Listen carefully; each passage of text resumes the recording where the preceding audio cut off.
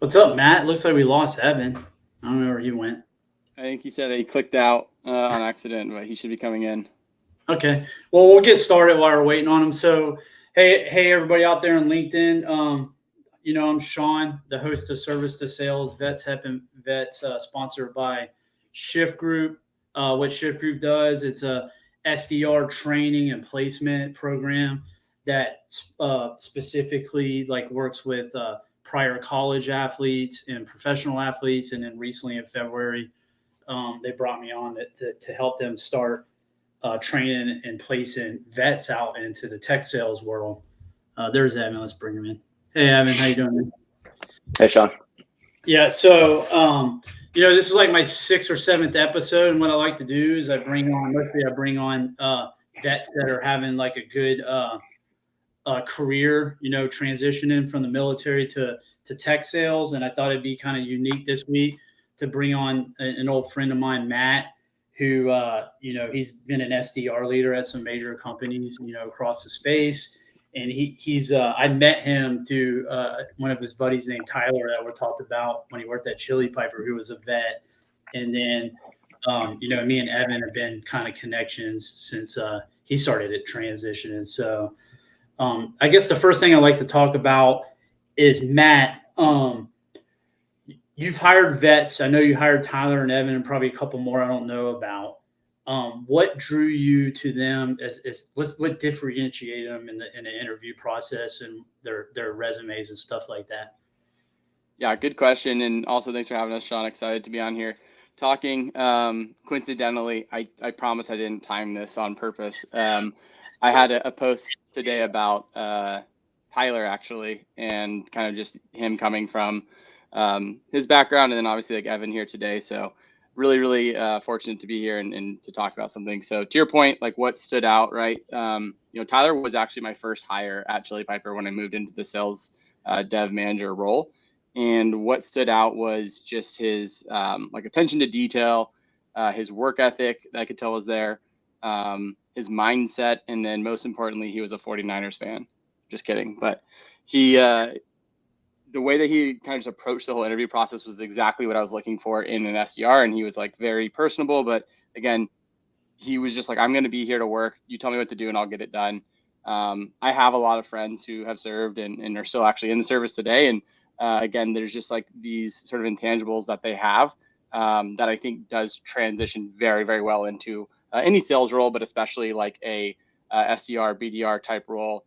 And even more importantly than that, where I was at Chili Piper, and then what we'll get to in a second with Evan here at Mosaic, like the early days when there's not a lot of processes already built out. You have to get kind of scrappy. You have to work through problems and constantly be problem solving. And again, kind of tying in that, which I'll hopefully talk about in a little bit, like the perspective and the mindset of like approaching each day with like, we're going to have a bunch of stuff to do and we're going to get through it and we're going to be okay. And then we'll just continue on. So Tyler showed that, Evan showed it. Yeah, it's kind of a quick little summary. What, like, if you had to name one like attribute, I got one that I tell people, but if you had to name one attribute that a veteran brings to an SDR job, for example, what would you say? Yeah, perspective and mindset, I'd say Yeah. is the biggest one. And then I usually say just grit, which is like, that just never quitting, like you have a mission and you want to accomplish it, so you're going to do whatever it takes to get it done and not quit, because as all three of us know, there's a lot of failure in the SDR world. I kind of compare it, to our veteran or our athlete side. It's like baseball, where like the good hitters hit what, like 300, or they hit 300, 3 out of 10.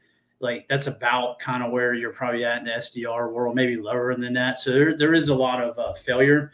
And I think like the military puts you through like some pretty tough stuff, regardless of what your job is. And you've been, taught to be resilient and fight through that to get to the mission. So that's kind of what I tell people when they go to interviews, if that makes sense.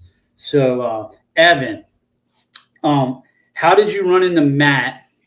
All right. So just give us a short, like 1 minute thing about what you did in the Army, why you looked at tech sales, and then like how'd you run into Matt? Because this is important. It's going to be your networking, And I think like that's what's going to enable vets to get jobs, because like I talk about a lot, applying just doesn't work. Yeah, that's a true statement. Applying just doesn't work, especially like in this climate. But background on me, I spent 13 years, almost 14 in the Army. First half of that as a combat medic, so did a lot of filling holes and putting tourniquets on.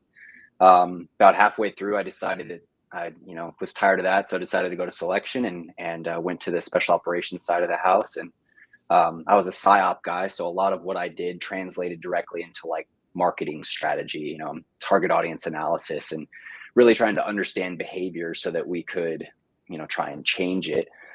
I was very deliberate with my transition in trying to cross some of those skills over into the civilian world.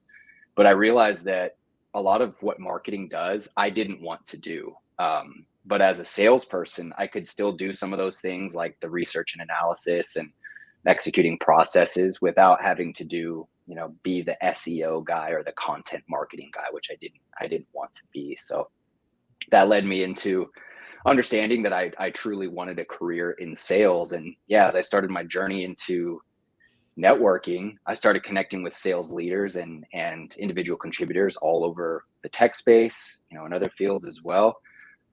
Saw what Matt was doing at Chili Piper, just building out a team, like a really diverse team of all different types of people from all walks of life, and saw what he was doing over there and connected with him. Not expecting anything in return. I think that's probably part of it is, I didn't connect with him and then say, hey, I dropped my application. I connected with Matt, and then months and months later, I said, hey, I saw that position in Mosaic is open. I want to put my name in the ring for it. So as vets begin their transition, begin that journey into whatever field it is they want to pursue, that's advice that I would give to them, is make these connections with people. And if you're asking for their time, that's already an ask. So just connect and hope that you can give as much as, they might be able to give you one day. Yeah. So a little funny story about me and Matt is like, not only do you connect with people to get a job, but like, even like with me and Matt, like I wasn't a great fit for where he was at when I connected with him, but he gave me some advice that enabled me to break into tech. Right. So like I didn't specifically need to get a job with Matt. He just gave me some advice that I was able to use to go get a job. So it's not all about just connecting with people that you want to go get a job with. It's about connecting and building a network that can help you, obtain the goals you want to do. And like you said, Evan, it's got to be reciprocal too. It can't just be like, hey, I'm out here trying to get everything for myself. Like, so I would take what I would learn and I would pass it to other vets or whatnot. So that's kind of how I made it reciprocal. Hey, Matt, so you hired, I didn't put two and two together until right now. You hired Tyler as SDR number one, and you hired Evan as SDR number one. You know it. Yeah. So are they, do they have any similar attributes as far as like, I know they both were crushing quota. So like, why do you think that happened? Well, yeah, similarities definitely there. But I mean, Tyler has no hair and Evan has like really long hair now, so there's some differences as well. But the thing, and again, like I'll share a little story too. So I went to junior college before I went to my 4-year university, and there was also a ton of vets there, right? So they just got out and they didn't know exactly what they wanted to do, so they would go to junior college. So I shared some really, I made a lot of friends there actually in the same world. And one thing that always like stuck out, and I've told the story before, and again, I tie it into like the mindset and the perspective.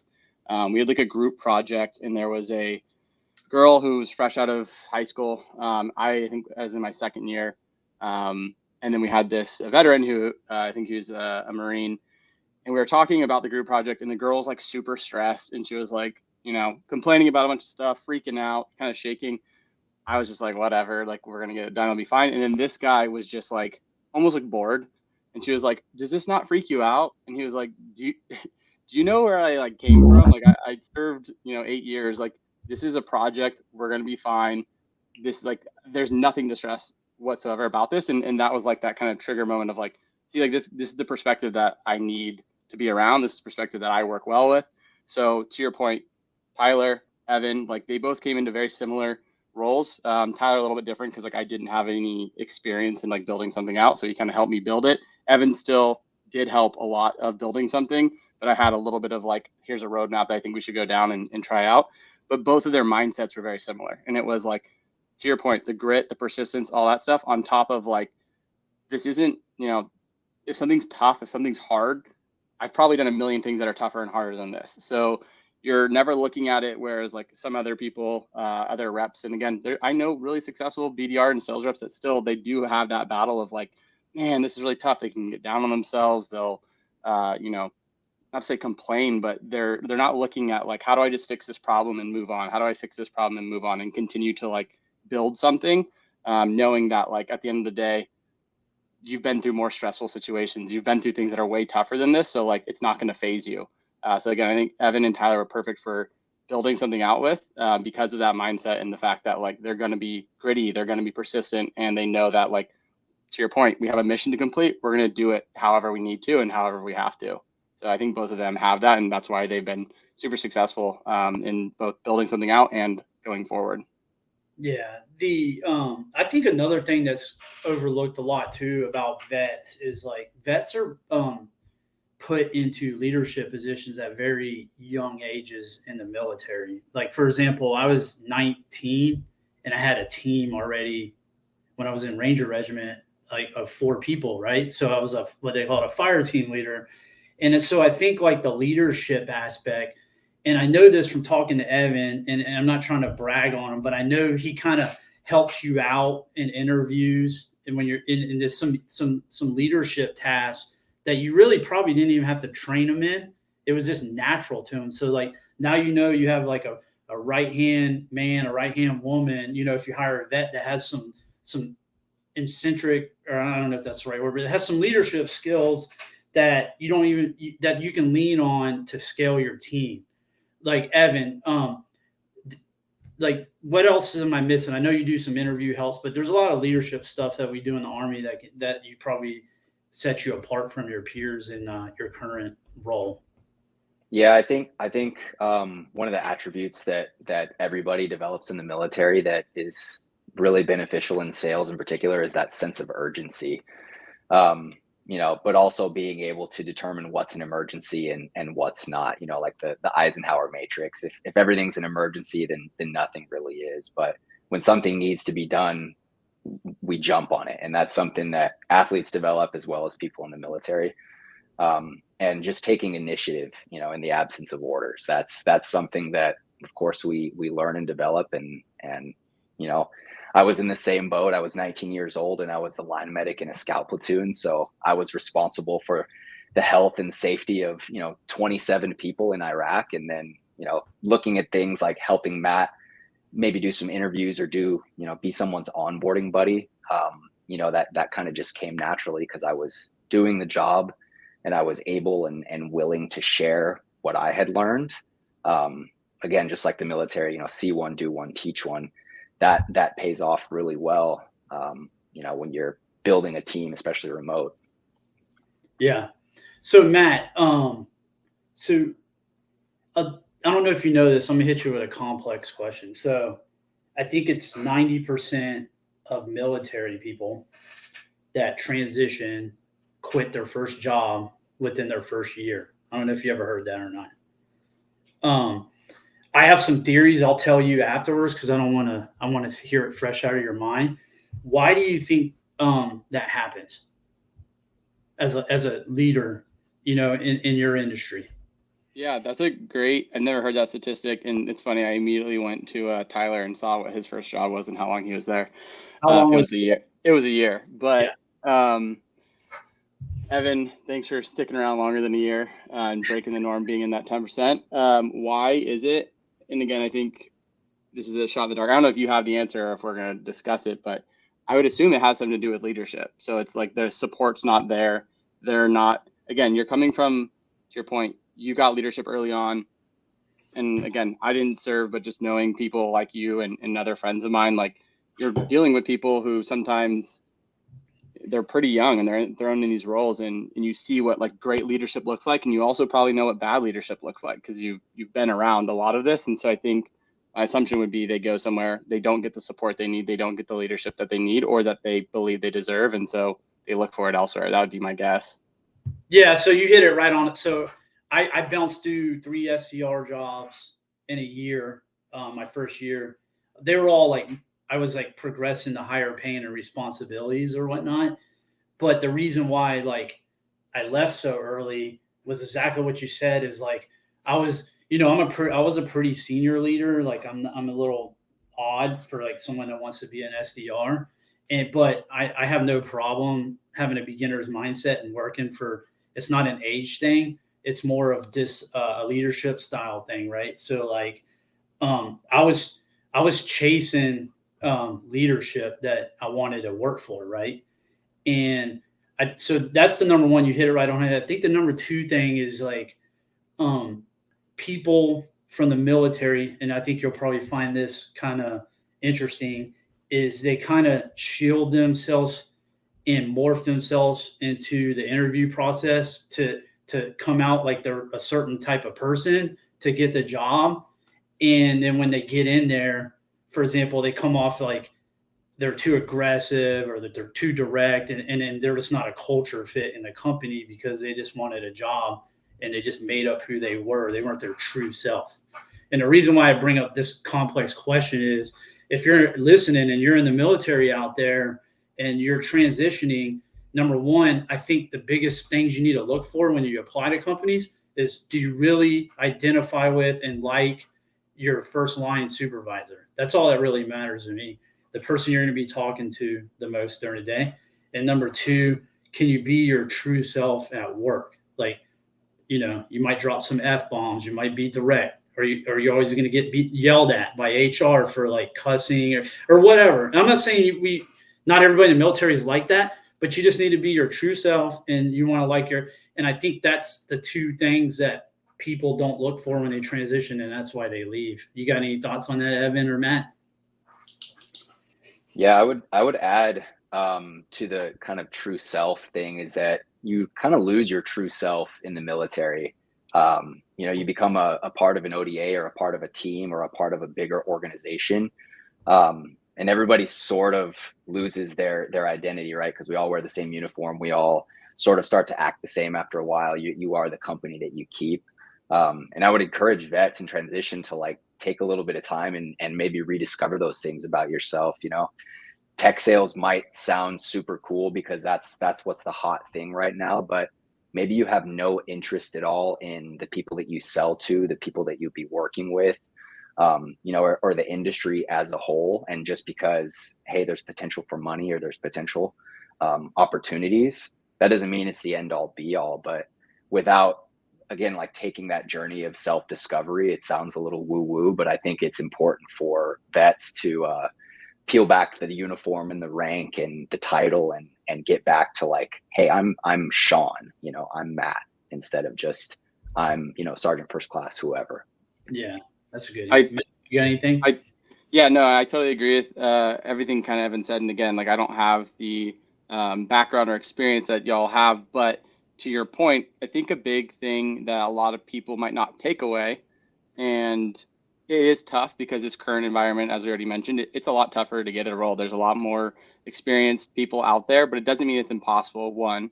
And two, yeah, the interview process is a two-way street. And I think a lot of people get caught up in, I just want a job, I need a job. And that makes sense. I know everyone has different situations, but really being yourself and being comfortable in the role that you're in and being around people that you want to be around is going to make your career so much more enjoyable than just finding a spot because you need the job, being miserable, and to your point, yeah, like shielding yourself, hiding who you are. And when you are yourself, it's not a fit or there's issues there. So even if it is a little bit tougher and it has to take, extra interviews, extra weeks, extra months, I would highly recommend being, who you are in that interview process and finding that match to where, you want to work for them, they want you to work there, and like you're going to be so much happier and you do enjoy the people that you're with. Because at the end of the day, it is a job.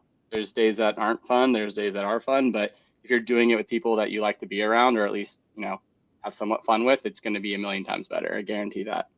Yeah. All right. So we got 2 questions. Evan, this one's for you. I think one of the toughest things for vets is exposure to tech sales or sales even is. The career path wasn't even discussed or mentioned when I was in. What's your advice to vets on where to start and how to learn? Kevin, my man. Yeah. That's a great point. In that it's not a career field that's even really talked about, right? And for the people who are not as specialized, they I think get led toward more generalist type of roles, and that ends up being operations manager, project manager, like basically NCOing, but as a civilian. And to me, like that didn't interest me at all. So I think that, Sean's mentioned the soft skills that vets bring that make them really successful in sales, that sense of urgency, the humility, the curiosity, the natural tenacity and grit. Those are the things that lend themselves really well to a career in sales. But in terms of bringing awareness to it or getting started on learning in sales, I think that it's just a matter of groups like Shift and other groups that are helping vets get into sales and really pushing that as a career. It's a matter of spreading the awareness. So many people's image of sales is, the scuzzy car salesman or the dude trying to sell you the extended warranty, on your washing machine at Lowe's. And that's not what sales, non-transactional sales really is. It really is about providing value to someone. Some people say it's about building that prospect, seller relationship, which, can go either way depending on what you're selling. Some people just want to sign the line, but I think it's just, taking that initiative. It's there's potential to make a lot of money, to really enjoy what you do, and to continue with the fast pace that we're used to in a changing environment. So I think it's just a matter of spreading the word. Yeah. All right. So we got one from Heidi. I think there's so many transferable skills from the military into sales. She's the founder of Girls Who Sell, who she's been interested in working with female veterans, providing sales training and scholarships that can help provide a career path and successfully reintegrate. Any thoughts on that, Matt? I mean, I think that sounds fantastic. Again, to Evan's point, like a lot of, coming out of college, I didn't think I was going to go to tech sales. Like that wasn't a career path that I was aware of really or knew of. And it wasn't until I saw friends of mine that were in that career, because they probably, a lot of them came from the Bay Area and they grew up around that. Like I came from Chico, like a small Northern California town that like I didn't know anyone who worked in tech sales, and I didn't really know many people who were in sales in general. So I think it is just an awareness thing. So for this, like Girls Who Sell, that sounds awesome. Please do. I think awareness is a big part of it. And again, like the majority of the veterans that I've worked with are super successful in sales for all the skills that we're talking about. And so it is more probably around, they just don't know, because a lot of people don't. So I think that sounds pretty cool. And let me know how I can help or get involved. All right. So we got Carter. You're going to like this one, Evan. How many hours of cold calling do you actually do? Carter, I would say that if you've cold called high school kids to try to recruit them into the Army, then directors, managers, VPs, or C-suite is going to be no sweat at all, because they might actually pick up the phone for you. This question, I guess, is like that old military answer of it depends, really. So Matt and I sell financial technology into mostly finance prospects, and they're not the biggest fans of picking up the phone. So hours of cold calling isn't really a thing at Mosaic. We do make targeted dials for maybe people who engage with our content or with our emails. But I don't think that selling into finance in particular is one that benefits from chipping away, doing hundreds and hundreds of dials with a dialer every single day, but very much situation dependent, depending on your product, your ideal customer, who you're selling to, and what channel they like to respond to. Hey, Carter, there's multiple what we call outbound channels in tech sales. Cold calling is one of them, and then emailing, and then there's social selling. There's probably more like subcategories and stuff. but it all depends on what we call your ideal client profile and your total addressable market. So it just depends on who you go work for and kind of what their tactic is to, run their outbound play. But I would say there's probably not a lot of jobs out there where you're not going to at least have cold calling as part of your, day-to-day activities. I don't know. Matt, do you agree? Yeah, totally. Sorry, the mute button was being weird. It does really depend. I was talking with Joey over at Chili Piper yesterday about this, and if you're selling, and Evan, you sold to hospitals previously in the internship, correct? I'm sure you called a good chunk there. So you're selling to people we who lived pick up on the we phone. lived on the phone. Yeah, it really depends who you're selling into.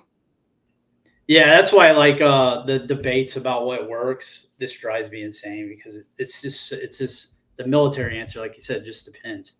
So moving on, Evan, Kevin liked you, man. Everybody I like likes Kevin. He's good people.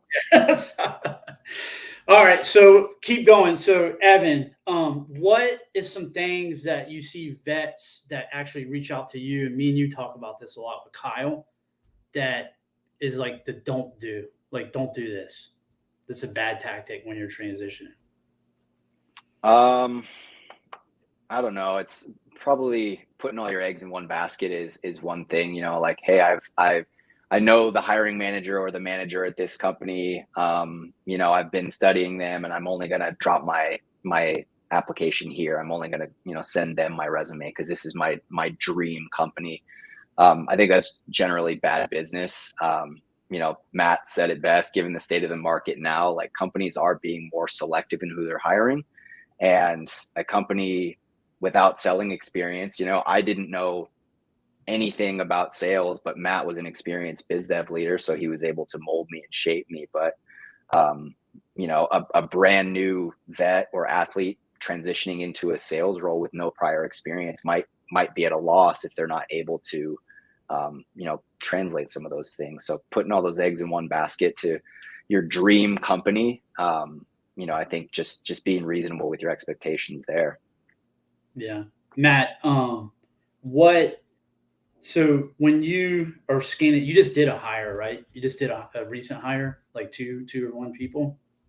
Yep. Like when you're scanning through resumes or whatnot, is there anything like a vet can do, like minus the social aspect of trying to buck the system and going around and befriending you and all that stuff? Is there anything you think they can do that best sets them up to get an interview at least? Yeah, that's a great question. Yeah. I do think there's a lot of value, obviously, in not say going around, but like doing both at the same time. I always tell people, like, and Evan, you mentioned it, if you're just throwing in a resume, that's tough. If you're just hitting people up on like social, but you didn't throw it in a resume and stuff, that's also kind of strange. I think like you should do both to an extent. And also, Evan kind of touched on it, like, don't be, even if you're really excited, don't be like overbearing, because then that sometimes can also come off as like there's too much going on or like they're trying too hard. But reaching out on socials, putting in your resume at the same time and doing it like, consciously and thoughtfully, I think is important. To your point though, on like what's on the resume, I do personally like love seeing, like the military background. Like that's something that sticks out for me, similar to, if someone played sports, because I know that they also do a good job of that here with Shift. But in your actual resume itself, I'd say things, because you might not be coming from any experience, which is totally fine, but showing that you're like learning things or you're going above and beyond because you want to dive into this career is very helpful. So not saying go sign up for like a internship type program or something, but if you're saying like learning Salesforce through Trailblazer, checking out Pavilion, blah, blah, blah, like getting involved in that community and starting to be proactive and do things that are free, that there's so much good content out there. That's to me going to stand out. Like, okay, this person isn't just saying, I want to work in tech sales because their friend does, and they're not really doing much to get ready for it. They're saying like, I know I'm transitioning. I know I don't have the experience, but I'm, again, taking this accountability and already starting to do my own research and move into a spot to make myself a better candidate when I hopefully do get that offer. Okay. Yeah. I mean, that makes sense. I, what I do for the candidates at Shift Group is something unique. Is like, I kind of understand, I did 22 years in the Army, and I worked with all the services, and I kind of understand. And shit, I went through like in 2021, I went through like 40 interviews, right? So I went through 40 SaaS interviews. Imagine that. That's crazy. But I kind of got an idea, and it took me a while to figure out how to translate what I did in special forces to sales. And I think, Matt, you actually helped me with that, to be honest. But now what I do that same thing for everybody, regardless of what they did in the military, is I sit down and I say, hey, I kind of know what you did because of your job, but tell me some things that specifically, and then I help them work on like a narrative during an interview about how what they did in the military kind of transitions into sales. And so if anybody's out there listening, and I say this on every service of sales, for me, it sounds something like, hey, I was in special forces. I would go to foreign countries, and I would have to sell U.S. partner forces, the U.S. State Department, all the stakeholders on there on U.S. foreign policy objectives, and then, I would have to sell them on doing what I needed them to do. And sometimes I put their life, limb, and eyesight and their family at risk. And, if I can do that, then I can sell anything. So I had it more refined than that, but that's how I started getting kind of through these interviews. So what I did, I just had a guy, a captain, I was helping him out. He was Florida National Guard. He was over in Ukraine, and then Russia attacked Ukraine. He pulled out because that's who was there training him. And he pulled out to Germany, and he helped stand up this fusion cell that would like push lethal aid back into Ukraine.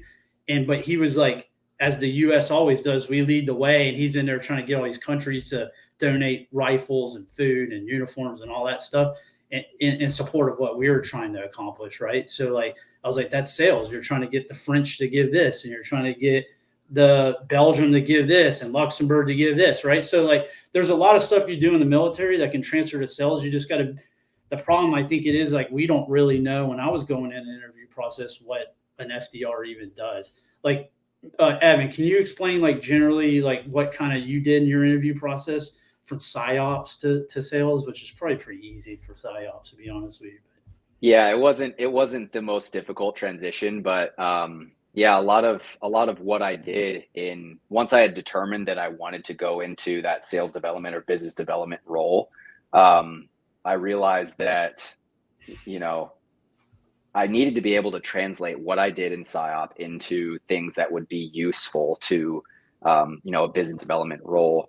But, I also, like Matt said, started to study what those things are. So there's so many resources out there,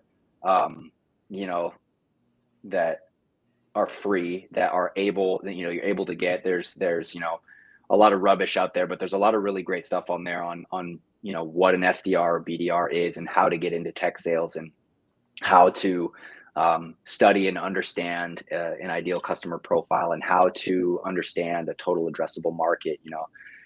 So there's really no excuse in showing up to those things unprepared, especially like if you're on LinkedIn, and if you're listening to this, you're definitely on LinkedIn. So that's, I was fortunate in that my skills translated pretty directly. But for those things that weren't, I also, I went through the Honor Foundation, which is a transition assistance program. There's 4Block, which is another one that helps you to translate those hard and soft skills from the military into, a new profession. So lean into the resources that are available to you, and put the work in. Yeah, there's a cool company out there called Shift Group. No, I'm just kidding. Hey, but for real, we'll take anybody. It's free and it's self-paced, and you can do it at night. It takes like 30 hours, and then we'll get you in front of our 150 hiring partners, which is huge because like as we talked about earlier, like the market's so saturated right now with people with experience. It's going to be hard for a vet to just break through cold, right? So that's just something to think about. And then I would say don't before you spend $1 on your professional development to get into SDR, you need to reach out to SDRs that are currently doing it and ask them if it's worth it. I wouldn't spend $1 on it. Matt, would you? I don't know. No. There's something, maybe like a community or something, but I don't know. But I know You've posted a lot about it, Sean. So I know your view on it. And to your point, I agree. I think again, like there's again free content all over the place. Whether it's YouTube, I mean TikTok has videos now that can teach you how to do SDR work. So it's like free content out there for sure. And then on top of that, yeah, reaching out to people, connecting with them on LinkedIn, asking them about their day to day, learning from there. All of that stuff. Not to say that it's not valuable, but you don't need to spend money. So definitely don't. And then again, just to kind of reiterate all this, a lot of, regardless of your experience, whether you're a vet or you're a bartender or you just got out of school, what like really stands out is that you're showing that you're trying to do something before you've been given that opportunity. So like, yeah, you're talking to people, you're learning about Salesforce, you watch YouTube videos on how outreach works.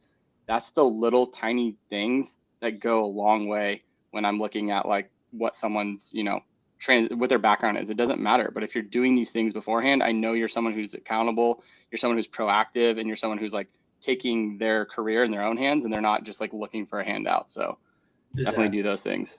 I just thought about this. This is gonna be interesting. Might be a hot take, but I remember when I was going through SCR interviews, I saw a post from a guy that was like, essentially like you had to read his. It was a hiring manager. You had to read his like LinkedIn profile and find this like secret word, or you weren't going to get an interview. What do you think about stupid stuff like that, Matt? And I know you've seen it. It's like, oh, if he's an SCR, he would have studied me. Like, I'm not real big on managers that make it all about themselves. You know what I'm saying? And that's something that we can look at. It'd be a learning point. You need to look out for it also. But for sure. Yeah. I think there's a healthy balance there, right? Like I do understand like having the assessments and like, hey, like just to see, again, that's a good spot to flex your skills. Maybe you have zero experience as an SDR, but you say, here's like a prospecting challenge and they crush it. Like in Evan's case, he's like, dude, all I do in my past role was prospect. It's just a different kind of prospecting. And it's like, he can flex those skills, but yeah, I mean, if someone, it's like an egotistical thing, to your point, it's a two-way street. Maybe you don't want to work for that person. So yeah, I remember that. It just came up in my head. I was like, man, this is ridiculous. But Evan, so I say this a lot, and this is a tough topic. So when people think of vets, right, they think we're all the same. Like, and then what I tell people is like, there's 100 and how many jobs are in the Army? Do you know? It's like 150 or something. Yeah, there's a lot.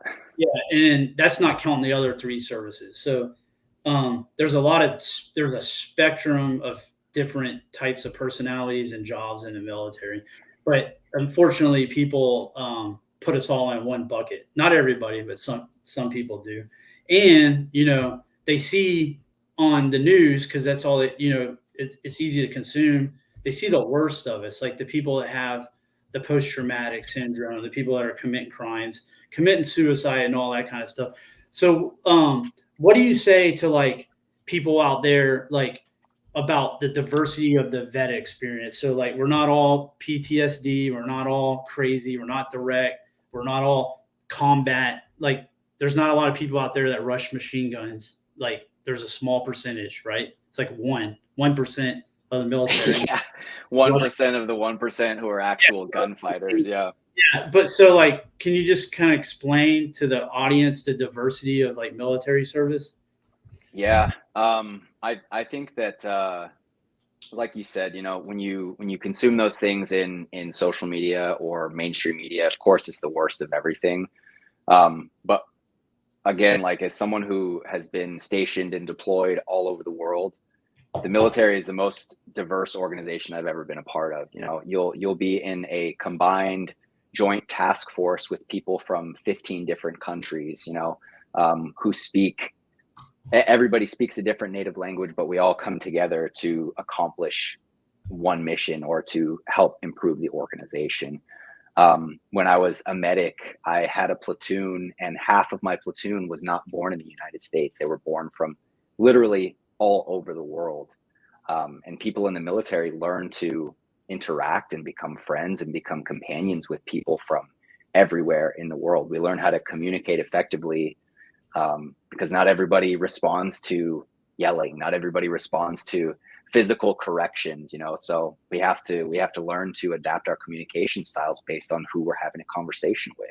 The way that you speak to a brand new soldier or airman or sailor or Marine from Alaska is going to be totally different than the way that you speak to a 50-year-old general when you're overseas. So when you're put into those positions, you learn those types of things. And that's something that I think that people need to consider about veterans, is that we're used to diverse environments where we don't care about anything except accomplishing the mission. And to translate that, it's to make the company great. It's to build something that's memorable and that's going to make a difference. And that's something that it comes natural to us in the military, and I think gets overlooked a lot. Yeah, I just thought about something while you were talking. So there was one day, and I'm not going to tell a long war story, but there was one day where I was in Syria in the morning, and I was talking to a really unintelligent partner force commander that can probably say 5 words. And then the SDF were tough for sure. These were worse. These are the guys down in on in Atomf. But oh yeah, the desert pirates, right? So I'm talking to a desert pirate at 6 a.m, giving him some instructions, and I'm hopping in a Toyota Land Cruiser or whatever, and I cross the border and I drive all the way to Amman, and I put on a suit real quick, and I run in, and me and my commander brief the U.S. ambassador to Jordan in the same day. But think about that range, man. That's crazy, and that's normal. That's a normal day in CENTCOM. Big range of I'm dealing with desert pirate and an ambassador to an important strategic ally in the same day. All right, so we got 3 minutes. Matt, is there anything we didn't cover you'd like to talk about? Again, I'd say one, thanks also, Sean, for having us on this. I really enjoyed it. I'm a big proponent of it in hiring vets in sales specifically. What I would just say is, if you are looking, again, understand that you bring a lot of skills to the table. It's really just how do you frame it to be relatable. That's step one. And Sean, I do remember you sharing that, I sold, the mission to these people that I would be with for 6 months, and that was sales right there. And I was like, that's a great way to put it. So you have a lot of skills that you're bringing to the table. Make sure that you are doing a little bit, not to say extra, but you are showing, hey, if you want to really get in tech sales, I'm learning Salesforce, I'm talking to these people, I understand this, because that will go a long way. And then last but not least, which we've touched on a few times here, it's a two-way street. So find a place that you want to be. They want you there. You respect the leadership. And again, you can't learn everything in an interview, but you can make some, and you do have that gut feeling. I always say trust your gut feeling for sure. But try to find a place that you think you want to be, because it's the people that you want to work with, and they're there to support you. And so, if someone does write you off for whatever reason, good. You probably don't want to work there in the first place. There's a lot of other good companies out there that, will give you a shot. So, exactly. And also, last but not least, reach out to me and let me know if I can help in any way. Yeah, Matt will help. Don't bombard him, but he'll help if you clearly lay out specific things you're looking to do. Just somebody, hey, I need help, right? That's just a bad way to approach things. Evan, I need a sound bite for my training. So you go to I send Evan, I'm sending you to a company to sign them up to be partners with Shift Group. Why do they need to hire vets? Why, what are you going to say to them? What are they going to bring to the table? Vets just have those intangibles. We have those skills that we develop from, again, the diverse interactions, the variety of situations and experiences, and things that really are different than a college or, just normal life experience. We're willing to put the work in no matter what it is. I think most vets come with that I'll sweep the floor mentality, is that nothing's beneath them, and if it needs to be done, we're going to do it. All right. Well, hey, gentlemen, we're up against the clock, so I really appreciate you taking your time to join me today for this discussion. I like to end on this, Matt, his hair is impressive, but he does kind of have like a Joe Dirt beard going on. You should probably give up on that and go clean It's shave. not that bad. It's I That's- look like 6 No, months into Syria, that's for sure. Like over there is like a big patch in this side on the left I'm side. so ingrained with redneck DNA that it's impossible. All right, gentlemen, good luck out there. And if you're in this finance sector, like look up Mosaic. They got a pretty good product, and these guys will take care of you. Thanks, guys. I appreciate it. Have a good Thanks week. so much, Sean. You too. Bye. Cool. Do-do-do.